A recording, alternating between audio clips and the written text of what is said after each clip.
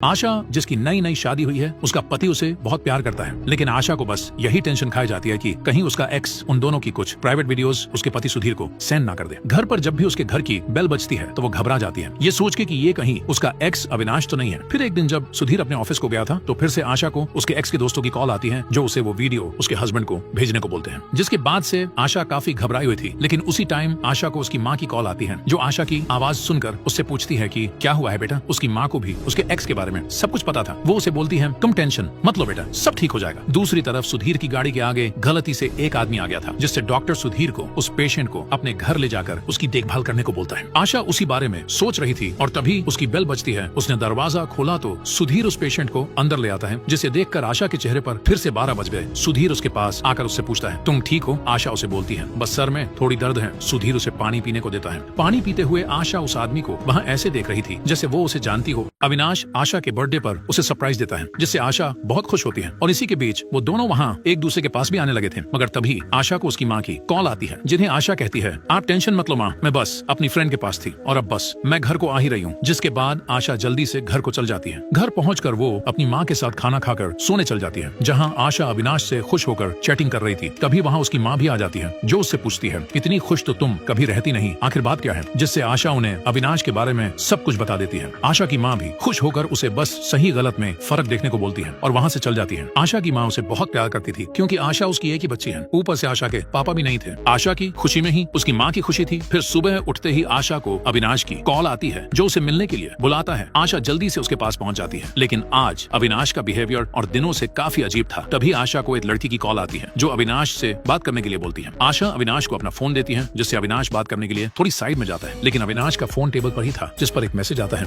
अपनी माँ की प्यारी और भोली सी लड़की। आशा की नई नई शादी हुई है, लेकिन उसे ये टेंशन खाई जाती है कि कहीं उसका एक्स उन दोनों की कुछ पुरानी प्राइवेट वीडियोस आशा के पति सुधीर को ना भेज दे। आशा के साथ कॉलेज टाइम में हुआ कुछ ऐसा था कि उसे एक अविनाश नाम के लड़के से सच्चा प्यार हो गया था और आशा के बर्थडे के दिन वो दोनों एक दूसरे के पास भी आए थे। जिसके अगले दिन जब वो दोनों फिर से मिले थे तो अविनाश का फोन आशा के पास था, जिस पर कोई आशा के बर्थडे वाले दिन की वीडियो सेंड करता है, ये लिख कर कि इसे जल्द ही लेकर आएंगे। जिसे देखकर आशा बहुत ज्यादा टूट गई थी। इसके बाद से अविनाश और आशा में कोई भी रिलेशन नहीं रहा था। आशा की माँ उसे काफी दिनों तक मुश्किल से संभाल कर ठीक करती है। फिर एक दिन अविनाश आशा को मिलने के लिए बुलाता है। आशा लोकेशन को फॉलो करके रिक्शा से वहाँ तक पहुँच गई थी। जहाँ पहुँचकर जब उसने दरवाजा खोला तो अविनाश वहाँ उन्हीं लोगों के साथ था, जिन लोगों से अविनाश ने आशा को उस रात बचाया था, और जिस पेशेंट को आशा का पति घर लेकर आया था वही लड़का अविनाश था। ये सारी बात वो अपने पति सुधीर को बता देती है, और जो नौकरानी उनके घर पर काम करती है वो भी उन्हीं लोगों के साथ रहती है। उसी ने अपने पति से बात करने का बहाना मारकर आशा का नंबर उन लोगों तक पहुँचाया था। आशा के घर पर काम करने वाली बाई भी उन लोगों के साथ मिली हुई थी, जो आशा पर नजर रखने के लिए उसके घर काम वाली बाई बनकर आई थी। फिर एक दिन जब वो आशा के घर पर थी तो एकदम से उसकी नजर वहाँ अविनाश पर पड़ी, जिसे देखकर वो काफी घबरा गई और वहाँ से चली गई। अब अविनाश को फिर से हॉस्पिटल में ले जाना पड़ा था। अब वो बोलने लग गया था। वो आशा के पति सुधीर को बताता है कि जिस दिन मैं आशा को प्रपोज करने के लिए कॉलेज की कैंटीन में गया था तो वहाँ पर एक आदमी भी था, जिसकी नजर आशा पर पड़ गई थी। उन्होंने देखा कि आशा ने अविनाश को रिजेक्ट कर दिया, जिसके बाद वो लड़का अविनाश के पास जाकर उसे आशा को इम्प्रेस करने का एक प्लान बताता है, और उनका ये प्लान कामयाब भी हो गया। जिसके बाद आशा और अविनाश रिलेशन में आ गए थे। अविनाश इस सब के लिए उस लड़के का शुक्रिया करता है। वो लड़का उसे बोलता है, कभी कोई होटल वगैरह बुक करना हो तो मुझे बोल देना, और अविनाश भी उसे आशा के बर्थडे वाले दिन रूम बुक करने को बोल देता है। लेकिन ये सब तो बस उसका एक प्लान था, जिसके बारे में अविनाश को बाद में पता चला, लेकिन तब काफी देर हो चुकी थी। उन लोगों ने ही आशा के पास वो वीडियो भी भेजी थी और अविनाश को आशा के सामने गलत बनाया था। ये सारी बात अविनाश आशा के पति सुधीर को बताता है। दूसरी तरफ वो काम वाली बाई उस लड़के को बता देती है कि अविनाश उसके घर में है